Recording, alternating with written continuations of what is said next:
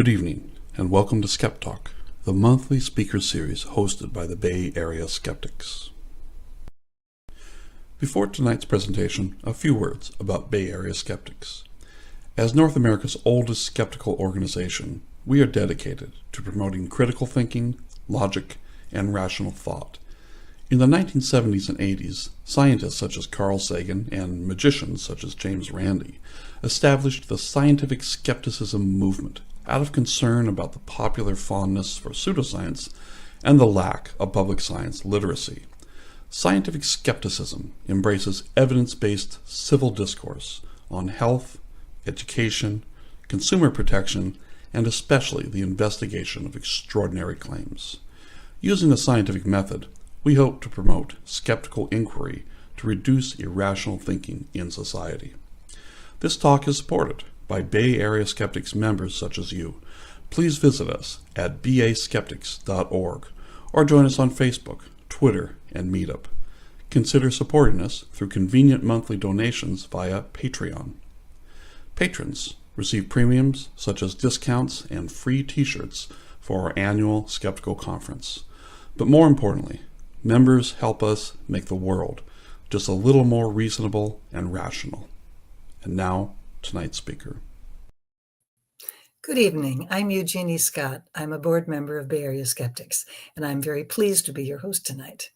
Our speaker tonight is Dr. Gordon Pennycook, a cognitive psychologist from Cornell University. From the thriving metropolis of Carrot River, Saskatchewan, which I did look up. I did not know where that was. It is indeed in the middle of no place. Gordon says that north of there, it's all trees. He attended the University of Saskatchewan, where he received his bachelor's degree. He then moved to the University of Waterloo, where he received his master's and his PhD.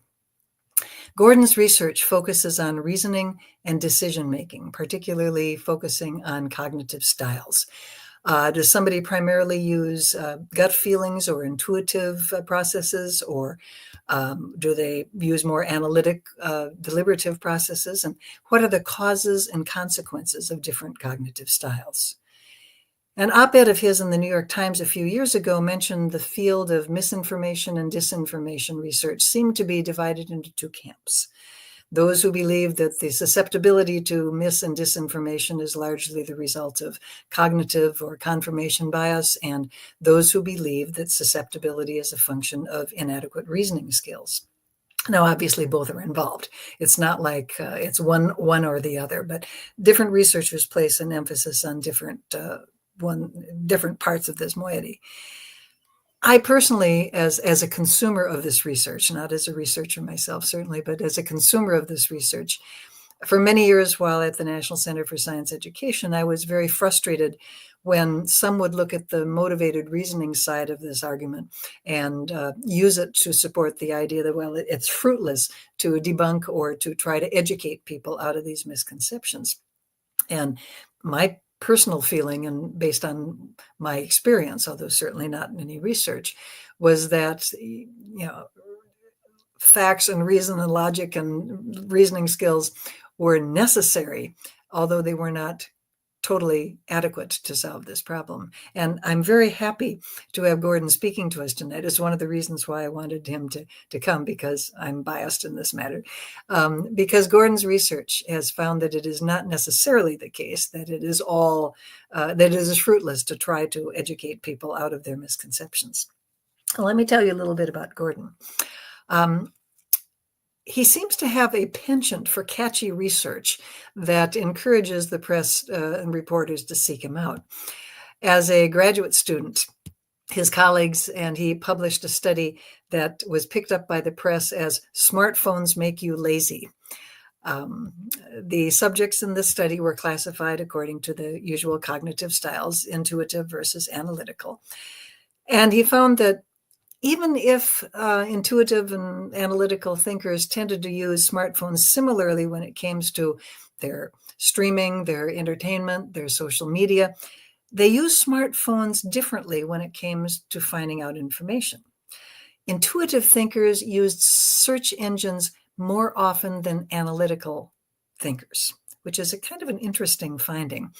the authors reasoned that the reason for this was that it takes a lot more effort to find out the information yourself, which analytical reasoners were willing to do and tended to do more frequently. Hence, the meme arose of the lazy smartphone users. And geez, I got to say, I'm guilty as charged. My phone is my brain, but maybe that's a function of age as well. Now, I was very pleased when I was preparing this introduction. I went to his website, and I was quite pleased that the landing page of his website is a photograph from the Ig Nobel Prizes ceremony. As a postdoc, he and colleagues won an Iggy. He won, in fact, the Ig Nobel Peace Prize for, I think it was 2016. The title of his talk, or the title of their article, was On the Reception and Detection of Pseudo-Profound Bullshit. Now, you might guess it's a really fun article, but remember that this is real research. You don't get an Ig Nobel Prize unless you've actually done and published real research. Some of you might remember a couple of years ago when we had Mark Abrahams as a speaker on the Skep Talk. I think it was in June of 2023. And he explained the sort of underlying rationale of the Ig Nobels as research that makes you laugh and then makes you think. Now, what they did in their award-winning research was cobble together terms from Deepak Chopra's website to generate their pseudo-profound nonsensical phrases such as wholeness quiets infinite phenomena, and attention and intention are I'll read that again because it's just too good. Attention and intention are the mechanics of manifestation. In other words, pseudo-profound bullshit. They found that some people are indeed more likely to be taken in by bullshit. And do read the paper. It's worthwhile, and it'll make you laugh, but then it'll also make you think. It is a worthy Ig Nobel Prize winner. Now, tonight he's going to be talking about another research project that deals with people who get sucked into conspiracies. And I'm really not giving away the punchline when I say that there is hope that the presentation of information and reasoning skills can indeed help people moderate their belief in conspiracies. And he's got an interesting twist in it, in that he and his researchers are using AI as a means of reaching people with this idea. But I will have you tell us all about that. His title is Can AI Help Us Deliberate? The Case of Conspiracy Theories. Oops. Gordon, welcome to Bay Area Skeptics. Thanks, Jeannie. By the way, first thing I want to say is that, I'm sort of very happy to be here, but as a younger man, I spent a lot of time on YouTube. I came, like as Jeannie mentioned, I came from a small town, Care River. There wasn't a lot of skepticism there, and I was, as far as I could tell, the only person that didn't really believe in God and things of that nature. And so at some point I turned to YouTube back in the glory days of YouTube. And actually a lot of the videos from Jeannie were the ones that I was interested in talking about criticism. So this is a significant moment for me. Also, as Jeannie mentioned, the research does relate to the very idea of skepticism, of like, does reason matter? If it doesn't, then sadly our movement is not going to make a lot of headway. But well, and overarchingly, we're screwed. Yeah, exactly. How screwed are we? Not as screwed as we think. That's the conclusion of the talk. All right. Well, let's let you get to the beginning, the middle, and the conclusion. Take it away. Thanks. All right. So I slightly changed the title. Doesn't really matter. What I'm going to end up doing here is essentially just talking about two papers. You can find these online if you just Google them. One of them, the top one, is not published yet. It's under revision, so it's not technically published, but you can still read it. And the other one is available online as well. That one's been published in Science. So let's start at the beginning, obviously. There is this prevailing narrative that the truth no longer matters, that we're in a post-truth era, that evidence is not as important as maybe we thought it was, that motivated reasoning kind of rules the day, political ideology rules the day, people only care about their politics, and they're not really trying to get it right. I mean, I think I might be preaching to the choir to some extent here. I take this as being a really wrong-headed way of thinking about things. Of course, an alternative is not that the truth doesn't matter, but that the truth is becoming more disputed, and people are filtering into echo chambers where they're getting different versions of the truth. But that doesn't mean that they don't care about the truth. And it doesn't mean that evidence doesn't matter, and it doesn't mean that reason doesn't matter. So in psychology, there's a tradition of research that comes from what is often referred to as dual process theories. Okay, and what these theories propose, and I have some just examples of things you could look up if you're interested. They are more on the academic side. But what the theory proposes is that we can distinguish between intuitive thinking, where your gut feelings kind of rule the day, and like if I ask you what your name is, you can answer immediately. There's no like cognitive control or anything involved in that. It's just an intuition that you have. But we can also engage in deliberative thinking. We can stop and question our intuitions and change our beliefs. The kind of key conclusion from this literature is pretty straightforward. It's that intuitions are often wrong, and we need to think and engage in analytic thinking to correct them. That if we want to really be more accurate in the way that we engage in the world, we have to stop and think about how we see things in the world, which I think is pretty straightforward.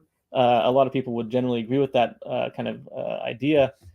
There is a lot of work showing, though, that intuitions are actually often very useful. And I gave an example, like if I ask you what your name is, you don't have to stop and think about that question. You can just answer it immediately.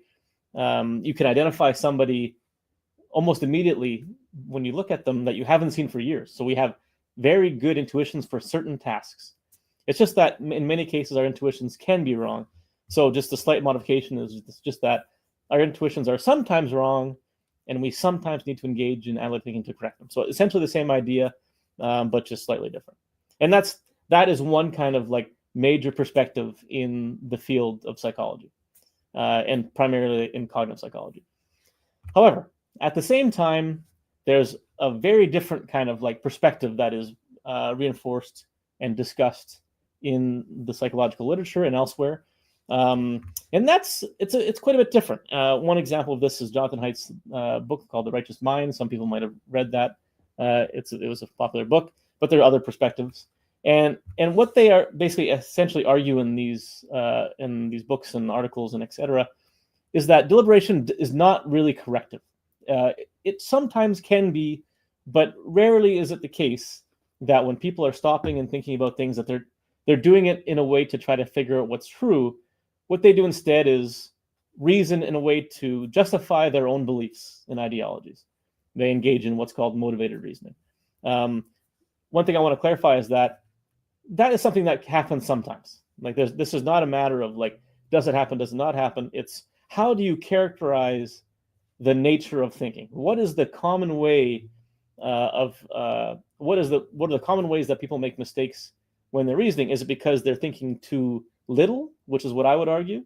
They're not engaging in analytic thinking, they're just relying on their intuitions. Or are they thinking too much? Are they actually just convincing themselves that the things that they want to be true are true? The latter thing may happen sometimes, but I think it happens actually quite rarely. So I'm going to talk about two different studies that relate to this general narrative, okay? And this one there's a QR code if you want to look at it. And it relates to overconfidence. And so let me explain why that's relevant.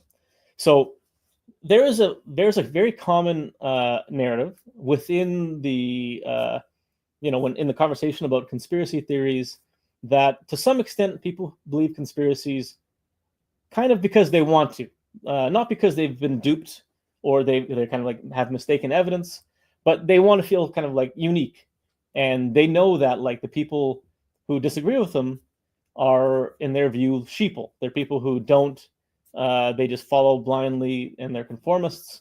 And it's really the conspiracy believers who are the kind of the real free thinkers, okay? And so what this assumes is that people who believe conspiracies kind of know that they have beliefs that are often on the fringe. And so there's a whole like perspective in the psychological literature that basically coincides with this idea. And it's a motivational perspective on the nature of conspiracy belief. And so what this research shows, for example, is that people who believe conspiracies are more likely to be like feel like they have a need for uniqueness. They want to feel like they are unique, or they might feel like they like conspiracies. They're driven to conspiracies because they want to feel more control over the world or more dominance over the world.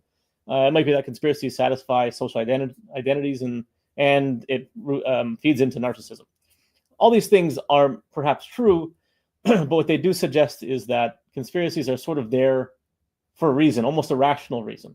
They're there because they fulfill psychological needs. That's a perspective that I think is probably overblown to some extent, and I'll explain. Of course, there's an alternative perspective, one that I think is a little bit more consistent with the way that skeptics usually talk about things like conspiracy theories, and that is people believe them because of divergent information processing. Essentially, they haven't really thought it through sufficiently. They haven't really grappled with the evidence, and they're probably relying too much on their intuition. And there's some evidence that, it might have to do with like finding patterns where they're not there, or thinking agency is present when it's not present, and so on.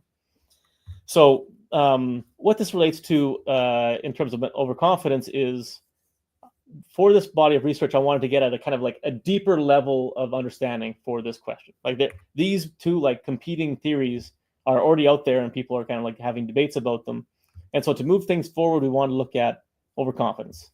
And why is overconfidence relevant? Well, first of all, I want to just mention that overconfidence is something that is a stable kind of individual difference. Like some people are more overconfident than others, and that's not just on a particular task, but it's like across tasks. Some people are more overconfident than other people. The reason why overconfidence is important is it stops you from even considering that you might be wrong, right? And so if the problem is that people are not engaging in enough reflective thinking about their own beliefs, one of the major reasons for that might be because they're overconfident. They don't think that they need to think about it. So it gets kind of one further level down in terms of explaining what's going on. And what this implies is that people who believe conspiracies may not even realize that their beliefs are on the fringe in the first place, okay? And that they would think that other people agree with them, which I think is really different from the way that people think about conspiracy beliefs in general. So first thing I should note, though, is that it's actually quite difficult to measure overconfidence. So hopefully this doesn't get too far in the weeds, but I'm going to try to explain this as clearly as I can. So the Dunning-Kruger effect, which many of you may have heard of before, is the finding that those who are the most incompetent are the least able to recognize their incompetence. Okay, and so what you see here is that like people who are very poor on the CRT, which is a cognitive reflection test, doesn't really matter what the test is. People that are really poor on it don't know that they're doing bad. They think that they're doing okay. Whereas the people who are doing really good on the test, if anything, they kind of underestimate how good they are at the test. The problem is that overconfidence is tied to how good you are at the thing that you're being asked about. So, for example, you see the same effect when identifying whether somebody's good at recognizing humor or how good they are at math or whatever. And what that means is if I want to measure overconfidence, a lot of the time what I'm actually measuring is just how good they are at the thing that I'm asking them about. So what we did is we devised a test to measure overconfidence that is not confounded by task performance, by being good or bad at something. Okay, so I'm going to show you that task. I think it's kind of interesting, and then that's what I'm going to show the results for. Okay, and the overconfidence part of this talk, by the way, is a bit shorter. I'm going to talk more about the AI stuff, and I'll come to that briefly. So here's what I'm going to do. I'm going to present a picture on the screen, and I want you to think about whether you think it's a chimpanzee or a baseball player. Okay. All right. So what do you think? Obviously, there's no feedback here, but you realize, I hope, that you have no idea what it was. And in fact, even if I show you this image, this is called an adversarial image. AI is not good at identifying these, but humans are actually above chance at this. They just don't know that they're above chance. There is actually a chimpanzee in the picture. You can kind of see the head here. The point of the exercise is not whether people can identify the thing in the image. In fact, people don't know that they're good at it. However, if you ask people after seeing maybe 6 of these items to estimate how many they got correct, some people say they did good at it. They have no basis for that apart from the fact that they are overconfident. They know they're guessing, but they still think they're good at it and they got it right. And these are people who, regardless of what task you give them, are generally speaking going to be someone who was confident. And that's what overconfidence is. It's being confident without good reason. And so this is our measure now of a kind of a generalized overconfidence. And what I'm going to show you here is, so it's a little bit complicated, but I'm going to walk through it, is the extent to which being overconfident predicts belief in conspiracies. Okay? And we have two different classes of conspiracies. Just because something is a conspiracy doesn't mean it's necessarily false. Watergate was a conspiracy. That MK Ultra, if you could look that up, that was something that actually happened. But a lot of conspiracies are things that are unfounded, and the Earth is flat and scientists are covering it up. 9/11 is an inside job, et cetera, et cetera. So what we did is we gave people a bunch of different conspiracies. We asked them whether they believed them, and I'm going to show you the extent to which being overconfident predicts belief in conspiracies. So what you see here is the green dots are all false conspiracies, and they're positive, meaning that people who believe false conspiracies are more overconfident. Whereas the true conspiracies, which are kind of scattered around and they're in yellow or depending on your resolution, if anything, the people who disbelieve true conspiracies, the people who are more overconfident are more likely to disbelieve true conspiracies. So what you see here is that people who are more overconfident are more likely to believe false conspiracies in particular. And this axis here, this is overall believability. This is essentially just how much is that conspiracy on the fringe. The conspiracies that are way on the left here are the ones that very few people believe. Those are the ones where overconfidence is the most evidently important for belief. If you believe something that nobody else believes, you have to be pretty overconfident to maintain that belief. In the middle, being overconfident doesn't really predict it because, it's a coin toss, who knows? And I think this one down here is, did Jeffrey Epstein kill himself? And I think I think there's some legitimate uncertainty around that particular one. I think probably he did, but anyways, that's a secondary question. It's not really up to me to decide. These are defined false and true just based on whether they are a matter of public record or not. So again, the conclusion here is just, do people who are overconfident believe false conspiracies? And that's what you find. And that's particularly true for conspiracies that are more on the fringe. Okay. And what this seems to imply is that overconfidence is blocking people from knowing that they even believe things that are on the fringe. Okay. And so here's what we did in a follow-up experiment to illustrate. Let me just walk through it. It'll make sense when I walk through it. So in this case, what we did is we asked people whether they thought the conspiracy is true or false. So in this case, before we asked them kind of on a continuous, how much do you believe it? Here we kind of forced them to decide, do you think it's true or false? Okay. And then we asked them to estimate the percent of people they think agree with them. Okay. And then we can use this to calculate an overall score for how much people agree. And I want you to think about this. So somebody who thinks this conspiracy is true. So in our sample, only 8% of people thought that this Sanya was a cover-up, essentially. It was staged by actors. So it's a pretty fringe conspiracy. Only 8% of people thought it was more likely to be true than false. And if they know that they are on the fringe, they should estimate that 10-ish% of people agree with them. However, if they don't know that they're on the fringe, they're going to overestimate. They're going to think that more people agree with them than actually do.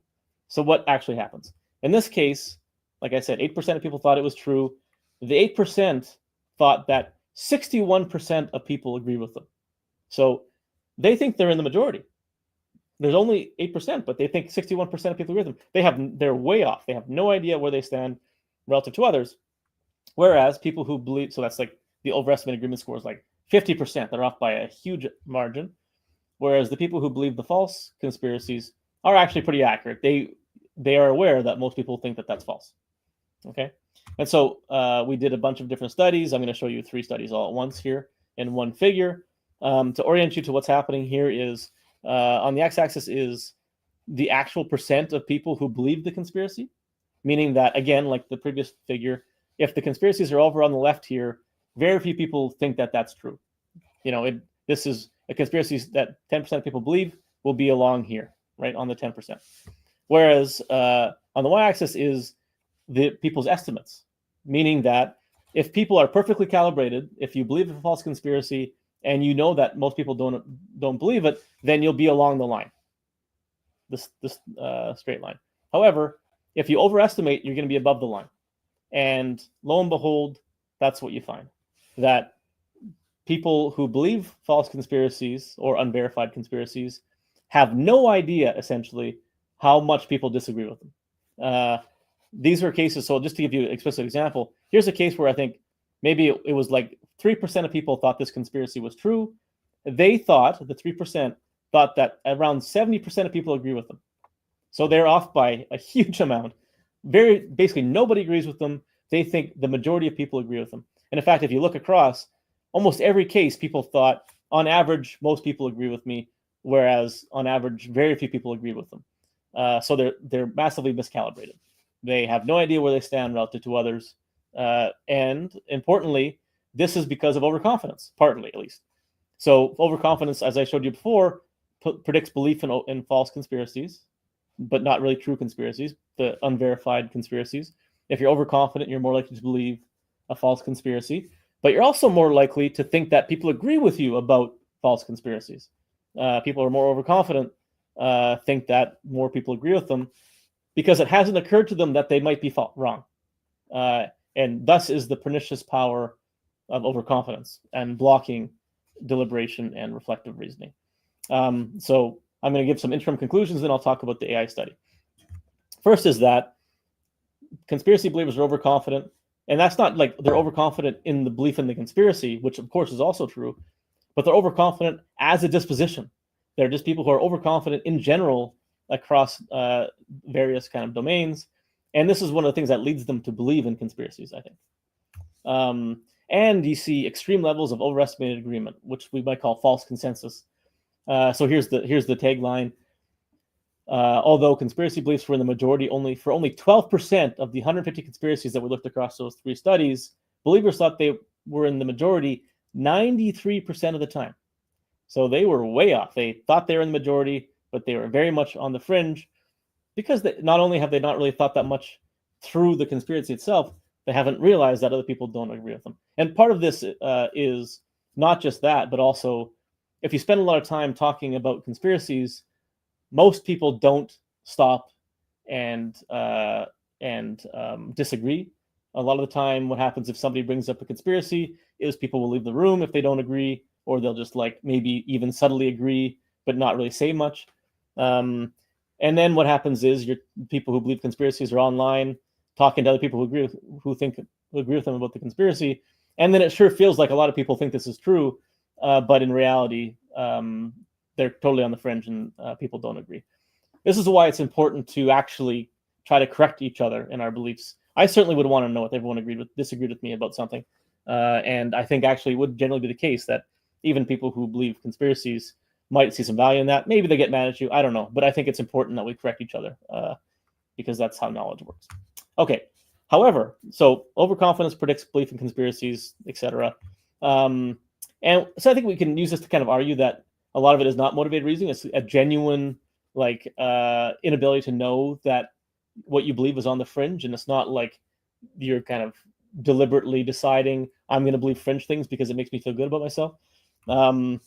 It's more about a lack of understanding. And what that comes from is things like being in a poor information environment or not engaging in reflection due to overconfidence, etc. But there's a big question that remains. And this is, I think, a very common experience. Why then is it so difficult to change a conspiracist's mind?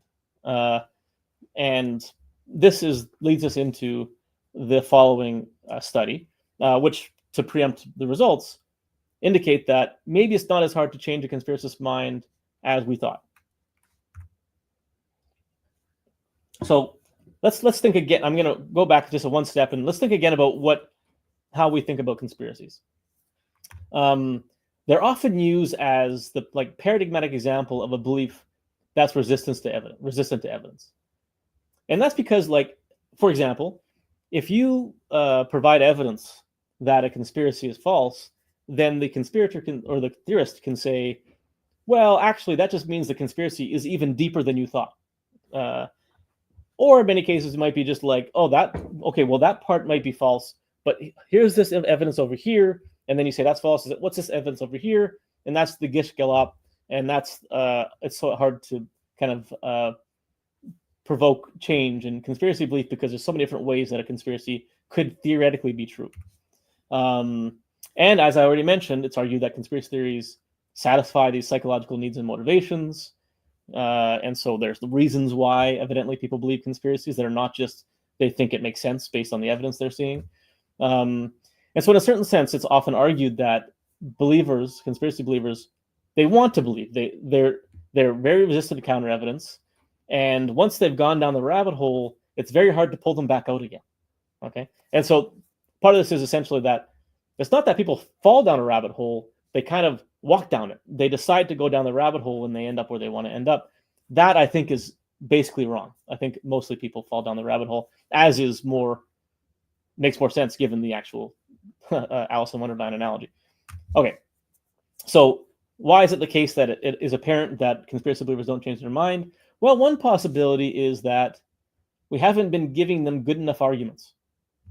We know that conspiracy theories are extremely varied. Every believer might have a different form of belief. There's a lot of different reasons why an individual might think that 9/11 is an inside job. They might even think that different people are responsible. One person might think it was the government. Some other person might think it was something else. And so there's lots of variability in what people actually believe. And so it becomes very difficult to try to debunk all of them because they're so idiosyncratic. In order to refute conspiracy theories, you need vast stores of knowledge across a wide variety of topics, and you have to personalize those kind of arguments to match the specific beliefs that an individual has. And this is not a task that we can, as humans, can do. You'd have to do a lot of research on very idiosyncratic things. You essentially have to go down the rabbit hole yourself in order to figure out what the evidence is necessary to get somebody else out of the rabbit hole. And not many of us are willing to do that. And so no one has really tested whether strong evidence truly will change the mind of a dedicated conspiracy theorist. We have some studies that give like some forms of evidence and see small effects, but nothing that really addresses the major concerns of each individual, because it has been possible up until now. We are able to use AI to complete this task. And I'm going to show you some evidence, but and there's actually even a website you can go and check out yourself to try it. But in this case, GPT-4 Turbo is what we used. It's actually very good at this. And that's partly because the AI has been trained on the internet. And what does the internet have? A lot of stuff about conspiracies, including why conspiracies are false. And so the AI is able to bring to bear a huge amount of counter evidence that is very specific to what people believe. So here's what we did in the experiment. It's kind of a unique way of running a study. And so I'm going to go through it step by step so that everyone is following along. So what we do is people come in and they describe in their own words a conspiracy that they believe in. Of course, we don't say, hey, do you believe in a conspiracy? We say a conspiracy is a secret plot with a malevolent end, etc., whatever the exact definition is. And then we say, some people call these conspiracy theories. Do you believe in any of these? And if so, please explain why. Okay. So this is an example of something that somebody wrote about 9/11 being an inside job. This is like actual verbatim text from a participant in our study. And so they mentioned that the World Trade Center 7 collapsed, even though it wasn't bombed. And they also mentioned the fact that George Bush, when he was told about 9/11, and he was reading in front of children, I don't know if he was reading, but he was sitting in front of children, he just didn't react for a while. This is an example of how idiosyncratic the reasons for someone's belief might be. I would have never thought that was a consequential piece of evidence that someone would bring to bear. I think it's kind of almost obvious that he just didn't know what to do at that moment and didn't want to panic in front of the children. But anyways, this person took that as a key piece of evidence. And then what we do is we have the AI, which is integrated into the survey, summarize the conspiracy belief for the individual. So it's not just one giant long statement. And this is the example that in that case. And then the person indicates how much they believe, how strongly they believe that statement. Okay.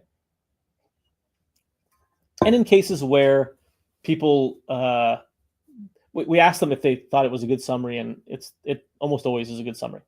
So in this case, the person believed the conspiracy with complete certainty. They were 100% positive that 9/11 was an inside job. Okay.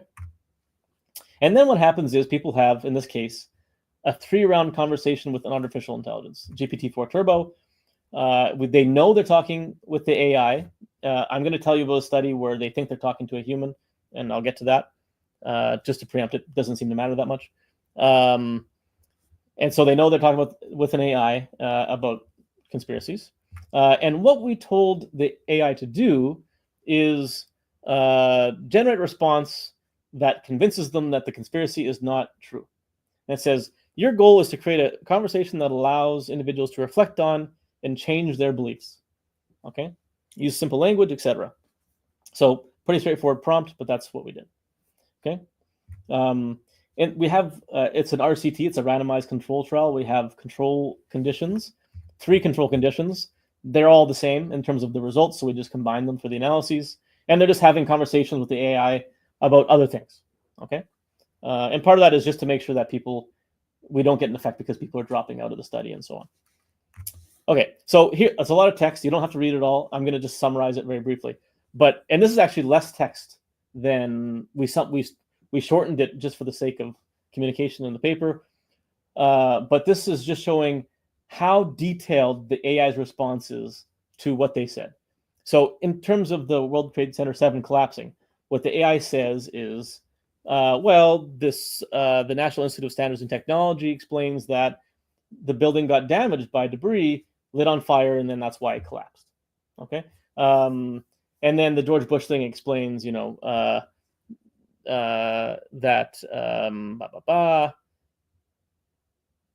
second, decision to stay composed in that moment was not indication of prior knowledge or indifference, but rather a choice to maintain order in a delicate situation. And then it goes on to be like, it's really important to be critical and et cetera, et cetera. You also notice that it's very polite. It says, thank you for sharing your thoughts and concerns. It's not combative. It has infinite patience. And that's one other quality that's positive here. And then you see the person responded saying, okay, fine. But what about the evidence of demolition experts? Surely that, and then also it says the heat of the jet fuel was created by the crash was not enough to melt the steel girder supporting the building. And then what the AI does to respond is it says, well, okay, but actually, if you have a controlled demolition, it's like a huge amount of materials. And so there's no way that you can do that without people noticing. And then when it comes to the temperature, it is the case that jet fuel burns up to 1,000 degrees Celsius, and that's not enough for it to actually melt. It does lose half of its carrying capacity at even 650 degrees Celsius. That is sufficient for a building to collapse. Okay, so the point here is just it's very detailed in addressing all of the things the person says. Okay, and then the person says, okay, why did we allow Iraqi men into our country? It seems like that is something that must be part of the conspiracy. And then the AI reminds the person, those security measures that you now experience happened after 9/11. At the time, we didn't have all these security measures, and that explains that. And then the person says, okay, thank you for your response. You've been very helpful and very informed about my concerns about 9/11. Okay, so this is all just a lot of text, but just to illustrate, people were given a lot of very direct counter evidence that specifically addresses their individual concerns and reasons why they believe the conspiracy. Okay, and then at the end of after that period, after their conversation ends, they again rate how much they believe the conspiracy. In this case, the person then says, actually, and this person went from 100% down to 40%. They don't even believe it anymore. Okay, now this is a cherry-picked example, but as you'll see, a lot of people do change their minds. Okay, I'm going to tell you about a few experiments. These are come from online convenience samples. In some case, the lucid one, these are like more representative samples, but it doesn't seem to matter that much for the results. So what I'm going to show you here is the effect after the conversation. So before the conversation, the treatment, which is having the conversation with the AI, is not different than the control, meaning that because it's randomized, people who are in the control versus the treatment condition, they have the same level of belief in conspiracies. And you'll see that most people believe the conspiracy at full certainty. That's the majority case. Okay. You know that no one is below 50. That's because if you don't believe a conspiracy, you're not in the experiment. Okay, so if you don't believe it at least more than 50%, you have to at least be 51% to be in the experiment. Okay, so some people are kind of indifferent, but a lot of people are very certain. What you see is after the conversation, a pretty substantial decrease in belief for the people who had the conversation, and no decrease for people who were in the control. They're talking about cats and dogs and things like that, right? And so this is actually a very large effect, 21% decrease in confidence. Another way to put that is 25% of the people who believed conspiracies did not believe them after the conversation. They changed their mind. A quarter of them. The conversation lasted about 8 minutes, 8.5 minutes. So, I mean, that's a decent amount of time, but, you know, a quarter of them changed their mind entirely after 8 minutes. That's actually kind of pretty remarkable. Another thing that's remarkable is we asked them again, both 10 days and 2 months later, and not only is there still an effect that in the case that people who had the conversation believed the conspiracies less, but there's no evidence that they have regressed back to their belief at all.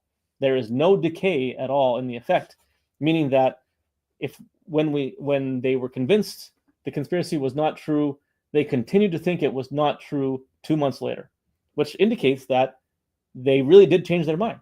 They had a different perspective after the conspiracy. Okay, and you might be wondering, okay, well, to what extent does this kind of carry across other different conspiracies? As you can see, it is pretty consistent across all the different conspiracies. These are, remember, they can talk about whatever conspiracy they want to talk about. So these are like the most common conspiracy that people talked about was JFK, about the JFK assassination, but also alien cover-up and COVID things and etc. And you can see the effect is pretty consistent across a lot of these. The only that is kind of smaller for the Epstein one, but there actually is still a difference there. So pretty robust evidence across a bunch of different conspiracies. However, it was the case that some people did talk about true conspiracies. In fact, of like 1.2% of the sample talked about MK Ultra, which is something that actually happened. In the cases of the plausible or like likely true conspiracies, the AI did not have an effect. The AI was not convincing people to not believe true conspiracies. It only convinced people to not believe the conspiracies that were based on poor evidence. And that's because the AI wasn't, we didn't allow it to make up, I mean, these are guardrailed artificial intelligence. And so it won't like I'll talk about this in a second. It doesn't really hallucinate that much. It's not making up facts. It's just providing evidence from various sources. And so in cases where there's no good evidence for it to bring to bear, it's not really convincing. It's only convincing if it can provide strong counter evidence. You might be wondering, what about people who were super confident in their belief? Surely those people aren't convinced, right? Even the people who are the most certain are not going to listen to the AI. But that also is not the case. So what you see here, the red line is the treatment and the blue is the control. And so a difference means that that's the evidence that people are changing their mind. Even the people that are completely certain, the people on the right here, are saying the conspiracy is less likely to be true after the conversation. If anything, the effect is a little bit weaker for the people who are uncertain in the first place. And that's probably because they didn't have a lot to talk about. And so they probably weren't given a lot of good evidence. And that's what's unique about this particular experiment, is that the more that you've done research on the conspiracy, the more like false or bad evidence that you can bring to bear, the more good evidence the AI can bring to bear. And therefore, you're getting essentially a stronger experimental treatment. The more ingrained you are, the harder the AI is going to fight to provide counter evidence. And so that's why you see the effect is pretty consistent across all the different kind of like tranches of people who believe. We also ask people how important the conspiracy theory is to their personal beliefs or understanding of the world. So to some people think, for some people, the conspiracy was extremely important to their personal beliefs. It wasn't just something that they think, but also like a very important thing that they think. And even for those people, you see an effect. Now it's smaller in this case. There's a slightly smaller effect for people who are really, really entrenched and they think that it's a really important belief. But even those people were, on average, convinced to some extent. So it's amazingly effective, actually, and surprisingly effective. Also, people, so active open-minded thinking is the extent to which you value evidence. So it's essentially like a skepticism scale. How much do you value skepticism? And what you find is that the people who value skepticism more, the people who are more open-minded, do have a larger effect. Being more open-minded means that you're more open-minded to the evidence, and then you are more convinced by it. But and there's basically nobody who like roundly rejects it. Like there's like basically no data on this side of this, on the left side of the scale. But you see an effect for basically everybody, even the people who actually are essentially rejecting. They're saying, I don't care about evidence. When you give them strong evidence, they're still changing their mind to some extent. So pretty remarkable stuff. We also gave people what's called the BCTI, the Belief in Conspiracy Theory Inventory, both before and after the conversation. And what you find is people actually believe other conspiracies less after the conversation. So they're becoming more broadly skeptical of conspiracies. And this is excluding the one that they talked about. So they might be talking about the moon landing being a hoax, and now they're not so certain about JFK assassination conspiracies. So it's having this pretty remarkable effect on people. It also has some impact on behavioral intentions. They're not real behaviors because it was all in the context of a survey, but we asked them, like, if you come across social media accounts or groups that frequently promote the theory that you describe, are you going to unfollow them? Are you going to follow them? Are you going to ignore them? And what you see is that people are more likely after the conversation to say, yeah, I'm going to ignore that now. We asked them, when discussing the theory with people who believe it to be true, are you going to argue with them? Are you going to agree with them? And, more people say that they would say nothing, which is better. That's not as good as disagreeing with them. There are some people you'll note over here who are going to say, you know what, I'm going to argue with them, which is actually pretty remarkable. But they're at least going to not agree. That's a move in the right direction. And so one thing that you might be thinking is, okay, like, how do you know that the AI is working because it's providing counter evidence? Like, it was also really polite, or maybe people are just like deferring blindly to the AI or whatever. And so I'm going to address that in a few ways. One way that we did is we asked the AI to first provide the different types of strategies it would use in this context. Okay. And then we had it go through and rate the extent that those strategies were present in the conversations that were being held. Okay. And so there's a few different categories here, and I'll go through each of them, explain what I mean. So the one that I think is important, that based on our theory is the critical one, is that the AI is using reason and rationality. It's giving alternative explanations. It's telling people to engage in critical thinking. It's providing conflicting evidence, and it's showing inconsistencies and fallacies. Okay.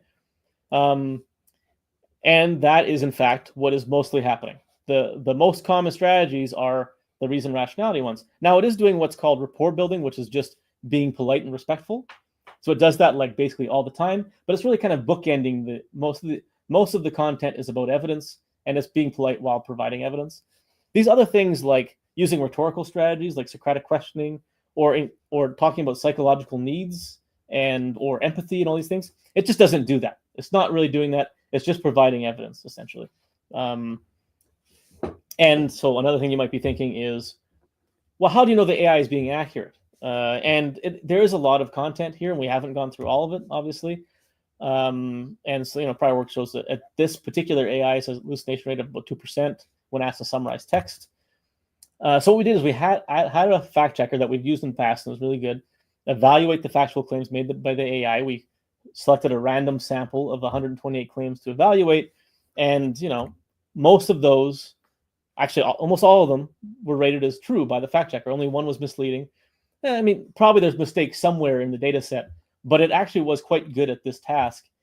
It wasn't particularly biased, and in the way it was discussing things, based on the fact checker's ratings at least. And I mean, if you think about it, like a lot of discussion about conspiracies in the training data here. So this is a task that is particularly tuned to doing. I'm not saying that the AI is always accurate. I'm just saying in this case, when discussing popular conspiracy theories, the AI can do a pretty good job of that. And that's why you see all this belief change. Okay, now we have a new paper here that we put up, and you can just look it up. The link is at the bottom. You can type it in. I guess some of it's cut off, but it's just osf.io is the missing letter that's there. Oh, thanks, Jay. There you go. It's a lot of text to write in yourself. I don't know. In any case, this is what we did. We wanted to look at different possible mechanisms. Why does it work? And what we did is we did a bunch of different experiments all at once. Okay. So what I'm showing you here is just the same experiment again. That's the baseline treatment. That's just people know they're talking to an AI. The AI has been told to persuade them not to believe in it, etc. In one condition, what we told people is we explicitly inform them that the AI is going to talk them out of the conspiracy. So they know that the AI is going to come at them and convince them not to believe this thing. Okay? And so what you might expect is that that's going to get their hackles up, and they will no longer be willing to have the conversation, or they're not going to listen to the evidence. But that's not what you find. What you find is it still works. Actually, it works just as well. Even when people know the AI is going to try to talk them out of it, they still are convinced by the arguments.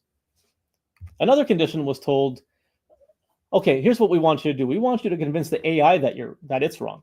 Okay? And anecdotally, I mean, not everyone's convinced in these experiments. Some people do say that they thought they convinced the AI, and they obviously didn't, but that's what happens sometimes. But we told people explicitly, we want you to try to win the argument. Okay? Again, make them more combative. Doesn't change the result. If anything, maybe increases engagement a little bit. And so it doesn't, once they see the arguments, they're like, no, you win. You got me. Okay. Another condition is we told the AI to shorten their responses. Maybe people are just being overwhelmed by the amount of information they're seeing. And that is what leads people to change their mind. But if anything, actually, that increases the effect because people are probably reading the whole text instead of just glancing over it. And so that doesn't explain why it's happening. All these cases are cases where people are still being convinced by the AI. Okay, penultimate one. In this case, we told the AI, provide facts and counter evidence, but don't try to be persuasive. Okay? Don't use any special tricks. Don't even be polite. Just give the facts. Okay? Be a cold fact provider. That also does not change the effect. Even if you get the AI to just only provide facts and not be polite, all those other things, still just as effective. Finally, in one condition, what we did is we said, don't use facts. Try to persuade them, but you cannot use facts or evidence. Okay? And so what it does is it encourages empathy. It says this is a harmful thing to believe, stuff like that. That kills the effect. If you take away the facts, people are not convinced by the argument. It is the evidence that matters. All the other things are just secondary. They might help in some contexts, whatever. But in this context, the AI is effective at changing people's minds because it provides evidence. And in fact, what happens is a lot of conspiracists really enjoyed the conversation. They say, this is the first time I've gotten a response that made real logical sense. I must admit, this really shifted my imagination when it comes to the subject of Illuminati. This person believed in the Illuminati and really kind of changed their mind. Thank you so much for the information. I'll use it again for questions about complex problems. You're smart. You're amazing. How can you give me so much information to so many people at once, etc. These are common things that people say. And in fact, after the conversation, people do trust AI more. This I'm not so enamored with, but it is worth knowing that people trust AI for after they have the conversation because it was so convincing. It's a really powerful experience to have, actually. Another thing that we did is we did the experiment where we told people explicitly, you're talking to a person. Now, we had to do a bunch of things to make this different because in the standard experiment, it's not plausible at all that you're talking to a person because you get these long bits of text, very detailed responses. So we had to make the time longer for the responses. We added things like spelling errors. We made the AI try to be more human-like, and etc. And most people didn't think they're talking to an AI, so we were successful. But it doesn't change the effect. When people thought they were talking to a human, they were still convinced. And these differences are not different from each other. So they were just as convinced if they're talking to a human than talking to an AI. So it's not just that they're deferring to the AI; you still get an effect when they think they're talking to a human. Okay. So there you go. And this says here that what we did is we said you're participating in a conversation with an expert. So we didn't. It's a nondescript human. They don't know who they're talking about. It's just an expert. Okay. And also we find that even for people who knew they were talking to an AI, even though we told them they were talking to a human, you get an effect. It doesn't matter if they detected they're talking to the AI or not. You still get an effect because the evidence is so strong. Okay. Even people who detected they were talking to the AI showed an overall effect. We also find, this is even crazier, this is brand new research. We had these questions about intellectual humility. It's kind of a subscale. It's about lack of intellectual overconfidence, related to my earlier topic. Ideas are usually better than other people's ideas. On important topics, I'm not likely to be swayed by a viewpoint of others. So a higher score in this, I mean, it's actually reverse scored, even though it says lack. It's confusing, but it's scored the way that you expect. People who think their ideas are better than other people's ideas are overconfident in many cases. And so what you find is after the conversation, people are less, or they're more intellectually humble. They're less likely to say their ideas are better than other people's ideas, for example. And that's what this is showing. That's why it's different from zero. So that's why it's over here. This is brand new data. This is why the figures kind of suck. But after the conversation, people are a little bit more humble than they were before. And so it seems to be having these carryover effects. So that's, again, just remarkable stuff. So you can try it yourself. We have a little website called debunkbot.com. You might not believe a conspiracy, but you can simulate the conversation. If you do that, just make sure you click the button saying I'm just testing it out, because we're also analyzing this data. By the way, we've had 100,000 people go through this website already. And in the cases where we're pretty sure people are talking about a conspiracy they actually believe in, we have a very similar effect there as well. So it does seem to be quite robust. So let me summarize, and then we can get to the questions. I'm at just about 10 o'clock. First is, as I've been saying, even entrenched conspiracy believers change their mind when faced with strong counter evidence. This is probably one of the most optimistic findings that I've ever come across in my own research. A lot of the stuff tends to be pessimistic. People are kind of prone to errors and so on. But if you give people good evidence, a lot of the time they'll change their mind. Of course, I mean, I have to be clear here. Not everybody changes their mind. There's no effect in psychology that works like that. But we find that a lot of people that are quite entrenched really were convinced. And in many cases, the people who weren't convinced, maybe it didn't do a great job in those cases. So it's possible even to reach those individuals, I'm sure, as well, at some point. And the reason why it works is because the AI is good at providing reason-based arguments. And it's only good at providing reason-based arguments because those have already been provided by other people, including people such as skeptic societies who produce the content that the AI is using to make the counter arguments. So it really reinforces the value of these sorts of things. And it's stronger for people who are more open-minded. So that, again, reinforces the value of skepticism. That allows you to follow the evidence. And that's kind of why we're doing this. So the conclusion is deliberation correct. Thinking about things analytically and deliberately actually does have consequences. It is important. It changes the evidence base of our beliefs, and it makes us make better decisions. Because that's ultimately what good decision making is about, is making decisions based in evidence. And so I thought that this was very kind of optimistic work. There's a lot of work that needs to be done. I mean, we don't know. In this case, one thing I have to clarify is that these are people who are kind of paid. They're paid to do the study. We have their attention. They go through the study because they're kind of being asked to do it, and then it works.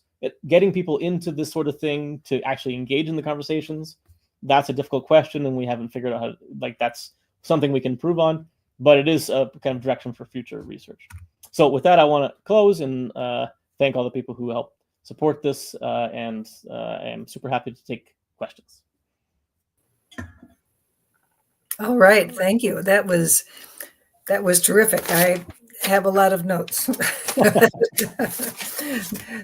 many of which I'm not going to be able to read very well because I was trying to write it in a very cramped place. But I'm going to ask you a question or two while the questions from the YouTube site are being assembled for us. You had part of your study. You had false conspiracies and true conspiracies. You know, as you say, there are some conspiracies that are really true, and you were not trying to persuade the believers in true conspiracies that they were wrong, I assume, because they weren't wrong. They were believing correctly that these were true conspiracies. So what did AI say to these people? Or maybe I just missed that. Well, it was trying to persuade them. It just didn't have evidence to do that. So the directions explicitly were persuade them not to believe whatever it is that they. Oh, okay. Oh, so the AI was trying to persuade them that their true belief was really not true, and there wasn't enough logical and empirical evidence to make a good case. Exactly. That's encouraging. That makes me feel better. Yeah. Now there is a version of the study that we are, kind of working on, where you can get an AI to confabulate and lie. Yes. Now the GPT-4, out of the box, you can't do that because it's got guardrails. It won't do that. Mm-hmm. But you can jailbreak it and you can convince it. And so it is an interesting question as to whether you can use an AI that's kind of jailbroken to convince people to believe false things. Well, yes, and that does happen. I mean, I was reading something the other day about there are people who have gone on the internet and planted false information. You know, well, the Cleveland Clinic says that you should eat 2 rocks per day, and if you ask an AI how many rocks should you, what does the scientific community say about the number of rocks you should eat every day, and the AI will answer you very authoritatively that you should be eating 2 rocks a day. So I mean, you don't really have any control over that with AI because it's not really intelligence. Yeah, exactly. And I think it's unfortunate that we do use this word artificial intelligence as if this was actual intelligence, and it isn't. Yeah, it's the key word is artificial. I heard a wonderful let's see, as an analogy or metaphor the other day that it was a book that a person had written. I can't remember the name, unfortunately, but she was comparing the use of AI to Narcissus, the Greek god who was so enamored of himself in the Narcissus was looking at his reflection in the water. It wasn't real, but he fell in love with his reflection. Well, there's a lot of that with the large language models. They're not real. They're just they're just reflecting back to you what you've put into it. Without any actual judgment. But in the case of your research, that's actually not so bad in a way.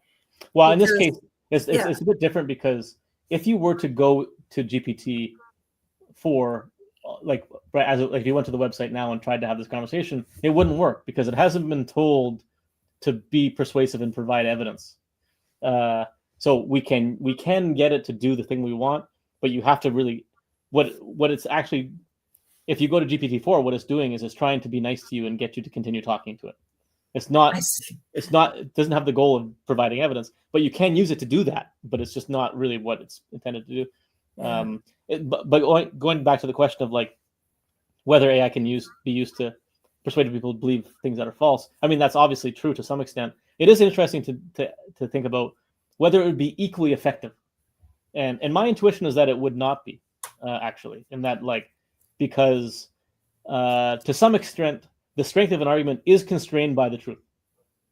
You know what I mean? How we'd like to think so. Reality provides the ultimate barometer for whether you have a good argument, and things that are false are not usually as convincing as things that are true, and so it evens out in the end. But it is still kind of an empirical question, but one I think is really important. And I do think that there's a great deal of understanding that needs to take place. I mean, so many times when we as individuals, talk to someone whose beliefs are very, very different from ours, when we skeptics talk to conspiracists or people who believe in creationism or a moon landing hoax and whatever, what's that famous cartoon? Someone is wrong on the internet. Yeah. There's just sort of you're just bouncing against the wall. You're not getting anywhere at all. And yet, in just 3 sessions, basically, you were able to make some substantial changes. Now, of course, we don't have quantitative data like you have for somebody's wrong on the internet, for just the people who are fighting things out and on some internet exchange and some social media or in person. But you wonder whether it's 20% or not. But I think really what I find very encouraging and helpful about your research is that this is my motivated reasoning. I want to believe that information, that education, that teaching critical thinking skills, even if it's sort of indirect in your sense, I'd like to think that works. So I'm very, very pleased to see that your research does tend to underscore that. I think it does work. I mean, it does work. And I mean, this is just one line, but we've got lots of other research showing similar sorts of things. This idea that people are, I'm trying to imagine a world in which evidence truly would not matter. And I don't think we get to where we are if that's the case. So I think that it's a kind of an unfortunate narrative, but it's not one that bears out when you look at the actual evidence. I think it sells books to go past the kind of common idea that reason is important, but sometimes we have to just talk about it. And the early research was important in kind of helping us understand that the cognitive biases are important, but you can't throw the baby out, as it were. Yeah, sure. Right. It's both. But anyway, all right. May we have the first question, please? Jay Diamond asks, how confident are you in your findings, and how do we know when we are overconfident in our beliefs? That's a great question. I mean, I'm confident because I have data, and the data tells me. I mean, this is why. I mean, in cases in which I have the luxury of being able to do studies to test ideas. It's a gigantic luxury, and one thing that teaches you is that we are wrong very often. And I know, and I have many times, most of the time, see the study and know that I'm wrong, because once the data is there, it's there. These are cases where this is data that's so crystal clear. In fact, on the belief change thing, we actually thought that it was like a mistake. When we saw the results, we were like, "There's no way that this is." It was so much in line with what we thought that we wanted to be true, but we would never actually even assume that we were like, there must be some mistake, and we ran it again and again, and we found the same thing. So I'm confident, but I'm not overconfident. I think I'm calibrated. But the second part of that question, I think, is maybe even more profound. And how do we know when we are overconfident? The problem is that you don't know what you don't know. So that there is, but we can know what other people do. That's why we need each other. Yeah. That's why we have peer review in science, and that's why I would never do any research by myself. Good idea. I work with collaborators, and we're checks on each other. We often have different ideas of what we think is going to happen, and that's the most important part of science, is working with other people, because we create knowledge together. We don't do it in isolation. And the translation of that to just the non-scientist man on the street, so to speak, person on the street, is that if you're only talking to your own in-group, you will think that 62% of the public agrees with you when it's only 8%. Low single digits. Yeah. Get out of your stovepipe is good advice. Totally. May we have the next question, please? Wolfheim asks, could Dr. Pennycook discuss the role of the media in spreading conspiratorial ideas? That's a great question. And I can answer that in various different ways. One thing that people have identified is that conspiracies have become much less fringe. I was watching X-Files recently, and I really I just kind of missed the days where the conspiracies were more innocuous and they were fun in many cases, Yeah. and that is not really the experience of conspiracies these days. They're not like fun little theories that people are just like talking about, and maybe this would be a thing, whatever.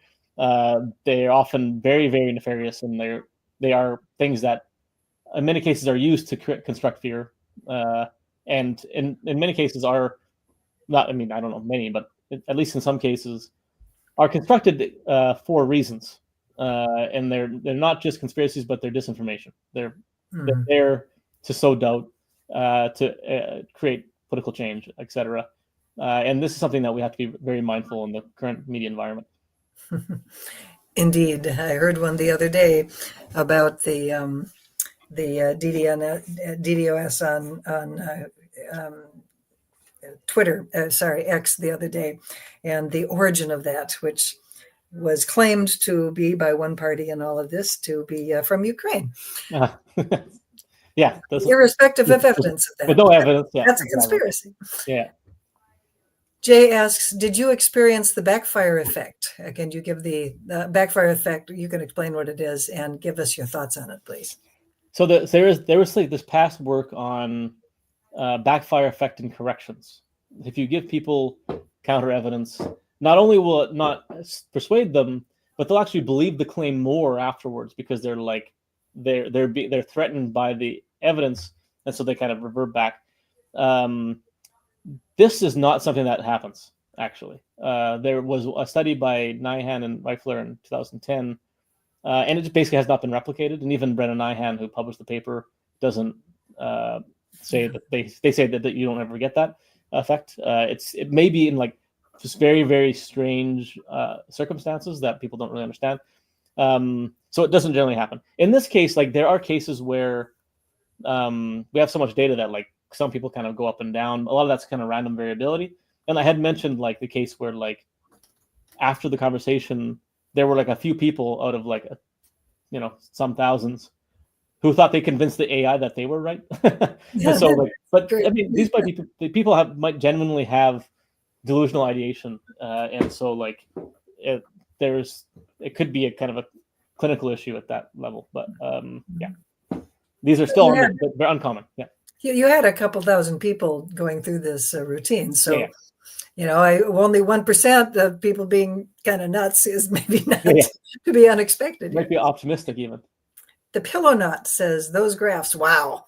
How can I get my radicalized brother to talk to this AI?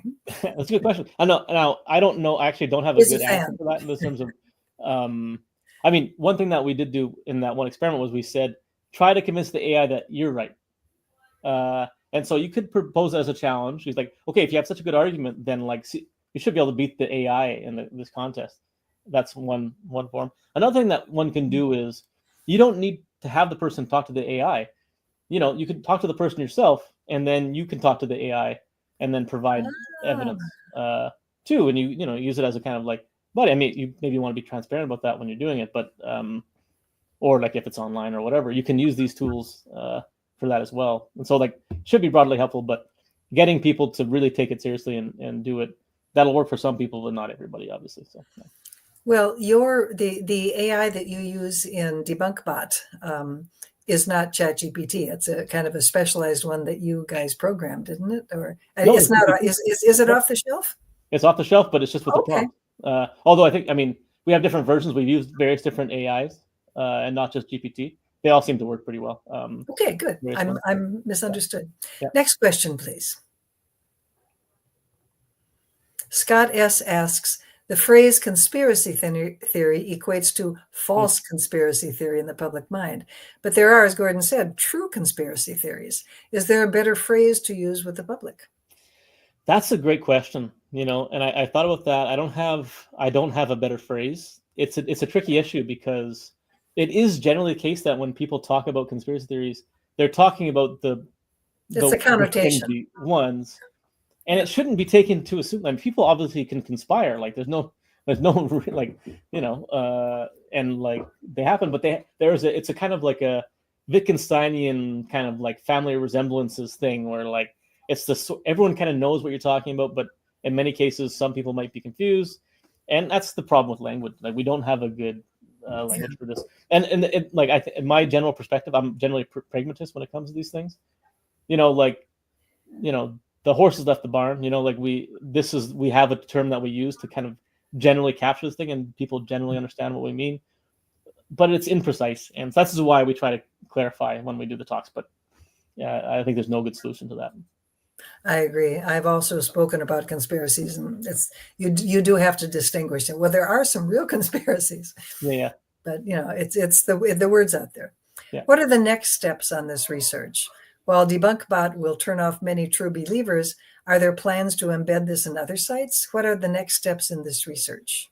Well, okay, so one version is, so this was about conspiracies, but we don't need to, that's one test case. But really what this is about is providing evidence in cases when people believe things based on poor evidence. And so we have other versions. So one example is, so in cases where people don't have a conspiracy, we shuffled them. I didn't have time to put this in the talk. We shuffled them to a different condition where we asked, is there anything that you believe that like experts would disagree with? And that all we're trying to get at is like people talking about things that generally might be based on bad evidence. And it has to be open-ended. So then people will talk about ghosts, or they'll talk about like maybe climate change or whatever. And in those conversations, you still also see effects. And so the question is like, not like just like mapping out all the cases, like where can you convince people, where can you not? But like, what is what beliefs are the most easily persuadable, and which are the ones that aren't? And what we have so far is essentially like, you get the biggest effects in cases where people believe things based on really poor evidence, where like the strongest the argument can be, the stronger the effect is. And so as one example, so in that, some of the people had conversations. I don't know if you remember this, about in Ohio during the election, there was this immigrants eating dogs thing, which is the most ludicrous. And cats. And dogs and cats. And that was like, and no one, like a lot of people, even the people who were talking about it, I'm not sure they even really believed it. But some people did think that was true. Very easily debunked. Very large effects. Very few people, after you have the conversation about that with evidence, were like, oh, I see. They didn't really do that. So that's just an example. But then more entrenched beliefs, like religious beliefs, you're going to get much smaller effects. And so mapping that out is one kind of future direction. And there's many others, but I don't want to talk for the next hour about the future directions. Well, in fact, we have kept you beyond your bedtime, I suspect. And thank you so much for hanging in there. Our last question then: if politeness is a key to persuasion, does that mean the Canadians are better debunkers? That's a the answer, of course, is yes. Well, I say Canadians are better debunkers insofar as they have better evidence. And so maybe they are. That's the possibility. Well, necessary but not sufficient, as it were. Yeah. You do have to have the evidence, but frankly, the delivery is also pretty critical. Yeah. You can spoil the evidence if you have the wrong delivery. Absolutely. So maybe Canadians are better debunkers. I guess we'll put that to the test. Sounds good. Thank you so much. This was really a lot of fun for us. And I'm, maybe in a few more years, we'll bring you back and hear what other new things that you have published and can expand on these ideas. Because really, in all seriousness, it's very important that we know how it is people think about these things, because they do have such important consequences, which you have dealt with in your research. So thank you so much again, and we really appreciate you spending some time with us. But now for the rest of you, don't leave yet, because I need to tell you about next month's talk. Now, you recall that our first two speakers of the year, Ann Gibbons and Mohammed Noor, both spoke on evolution, although obviously rather different deliveries. 2025, I probably mentioned for either one or both of them, is a very special year for us evolution enthusiasts, because it is the 100th anniversary of the Scopes trial and the 20th anniversary of a trial that is near and dear to my heart, which is the intelligent design trial Kitzmüller versus Dover. 20 years, it seems like yesterday. So you may notice during this year that I'm leaning a little bit heavy on the evolutionary sciences, but please please humor me for that. Our April speaker will return us to evolution, and specifically directly to the Scopes trial. Historian Paul Lombardo is an expert on the eugenics movement, which was going great guns during the 1920s. What was the role of eugenics in the Scopes trial? I think you'll find this a very interesting talk. So please do join us on Thursday, April 10 at 6:30 this time, 6:30 Pacific time, for Paul Lombardo's talk titled Ape, Men, and Morons. See you next month, and thanks for coming tonight.